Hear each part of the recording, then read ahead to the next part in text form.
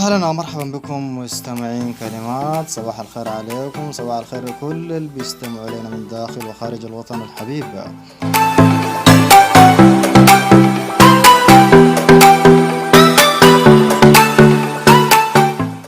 صباح الأمل لتلك الأمان المعلقة بثياب أحلامنا، لتلك الابتسامة التي ما زالت ترتسم على وجوهنا، لذلك الرضا الذي يسكن بين طيات صدورنا، لأمل بأن السعادة ستأتي يوما وتطرق بشغف أبواب قلوبنا.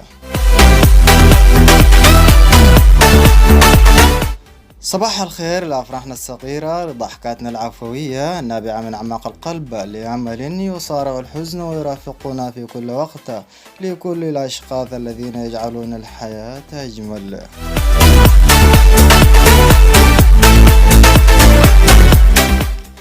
ومن الكلمات قد تفتقد أشياء جميلة وتقول لا تعوض، وقد تتفاجأ بشيء أجمل تنسيك ما لا يعوض.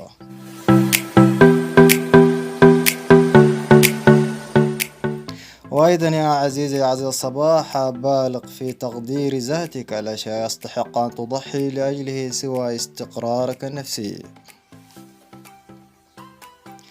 وأيضا سعادة الآخرين لن تضرك، وغناهم لن يقلل رزقك، عيش نقيا وتمنى للناس ما تتمناه لنفسك. وأيضا يا عزيزي لا قيمة لآراء الناس ما دامت أفعالك تمنحك ضميرا مرتاحا. يا عزيزي عزيز الصباح، المكان الذي تضطر فيه لتبرير عفويتك ليس مكانك المناسب، ومهما تهت في مسارح الحياة لا تنسى علاقتك مع الله. وأيضا أفضل علاج عرفته لصفاء النفس المسافة والصمت والانشغال. وتذكر أن تكون حنونا على نفسك حتى في تلك الأيام التي يكون فيها كل شيء صعبا عليك. وأيضا من الكلمات: عش بقلب نقي ونوايا طيبة، واطمئن فلن يذهب رزقك لغيرك، فارضى بنصيبك، ولا تحقد ولا تحسد، واحب لغيرك ما تحبه لنفسك.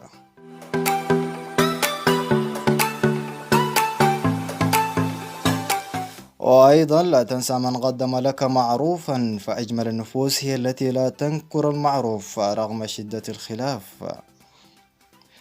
والمواقف المؤلمة هي من أنجح دروس الحياة رغم قساوتها، ودائما يتبعها الجبر واليسر. وآخرا جاور من يخاف الله، حاور من يحترمك، وشاور من يحبك، وصاحب من يفهمك، وابتعد عن الجاهل، وإياك وصحبة اللئيم فإن الفضل معه عقيم، واتخذ من الطيبين خلان يجازك الإحسان بالإحسان. أجبروا الخواطر وراعوا المشاعر، وانتقوا كلماتكم، وقولوا للناس حسنا، وعيشوا أنقياء، فهذا نهج الأنبياء.